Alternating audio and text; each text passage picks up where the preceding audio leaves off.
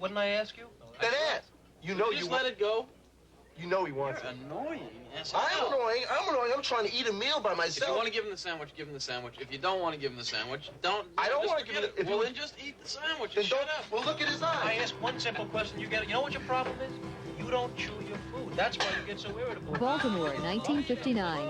The movie Diner brought those simpler times to life on the big screen. And though the actors and director Barry Levinson have gone on to major stardom, many of the real Diner guys are still around in all walks of life, still kicking around the old days. He's dying to eat. Bring him a bacon cheeseburger. He's getting on my nerves. Yeah. Real raw. You think he needs another haircut? Look how short his hair is. Chip Silverman is the keeper of the Diner flame and had so many great tales from the Bryce's Hilltop Diner and Queensbury Playground that he put them into a book called Diner Guys. Their conversations today are still hilarious. You knew HUD. You got him through Spanish, right? Class, yeah, it's funny. Right? HUD only knew 2 phrases in Spanish. He knew how to say, when do I get my camera back? And the ropes are too tight. So we started out, we went to Forest Park. Right. The school's gone. Still Jewish? Huh? No. Gone where? It's like gone. The columns are there. You know, it was an El Dorado and Chatham, whatever street it was. And the new school is way back here. But the old school was this huge school. It was out of an Andy Hardy movie. It had ivy going up the sides and had these hedges that kind of met in the middle, the cross. That's where we used to hang. I mean, a lot of famous people went to school here who became famous. Spiro Agnew, he went to Forest Park. Yeah. And then in my year, you had people like Ellen Cohn, who became Mama Cass Elliot. Sure. She went here. Joyce Heff, who became the first woman to produce a continuing dramatic TV series. Hardy Boys, Nancy Drew. Ken Wasteman, who wrote and produced Grease, along with Maxine Wiseman. They both went to Forest Park High.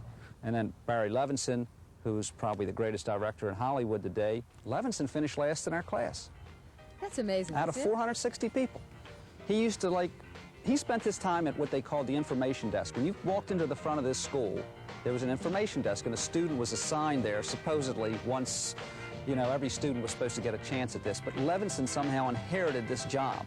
And he would dole out information. Oh, you want to go to the principal's office, the gym's this way, the cafeteria. So he was either at the information desk or in the cafeteria eating or outside here on the steps talking to people. Chip, it's terrific, you know what I mean? Terrific. Who could have thought you could write? That's what's amazing to me. From there, we go to Queensbury Playground. Now, this will kill you. You know what they say, you'll never go back again? Yeah. The place looked like Dresden. Looked like it had been bombed out, right? Remember the recreation center, the building at the top?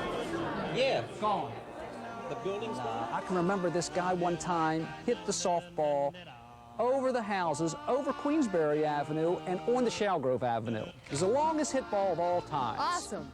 Unbelievable. Sometimes they would hit it would hit the Gross's house on West Garrison Avenue and break a window. There was a guy named Mel Gross. He was a real strong guy. He'd come running out of there with that softball held over his head. Everybody scattered. That'd be the end of it. No softball for a day. You could always bank on somebody being at a diner. It might not be your best friends. It could be the second string guys or third string guys, but somebody would always be there. So this was the diner.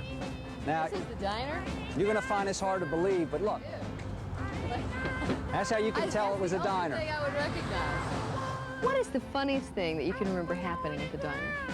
Any specific thing that stands out in your memory? You know, there were stories. There was a guy in a character in the book called the Gripper. This guy used to grip you. He'd shake his hand and he'd grip you and he'd draw blood, or he'd grab you around the waist and march up and down the parking lot. He was a terrifying guy, but you hung around him because you wanted to see him grip other guys. The funniest thing is, although he was sort of a bully, he was a character, and you were hanging around him. He was great. He was terrific. He was absolutely terrific. He had a great sense of humor, and he was smart. You know, I never knew he gripped anybody until he told me. I knew him for like 10 years. I gripped you one time. I know he gripped you. No, I didn't. The Diner guys don't go to Bryce's Hilltop Diner anymore. After all, 1959 has turned to 1989. But don't think a small matter of 30 years has changed things all that much. Irma says, what do we do? The block's closed. We said, well, come on up Mandel's and we'll have dinner. We go up, we have a corned beef sandwich at Mandel's, and then Bob and I figure, hey, we're going to impress all the guys. We parade through the diner with Irma. Right. When we first got there weren't a lot of guys there. We had to go back and forth about 4 or 5 times so guys would be impressed with us walking around with Irma. This was the best trophy that ever anybody walked the diner with.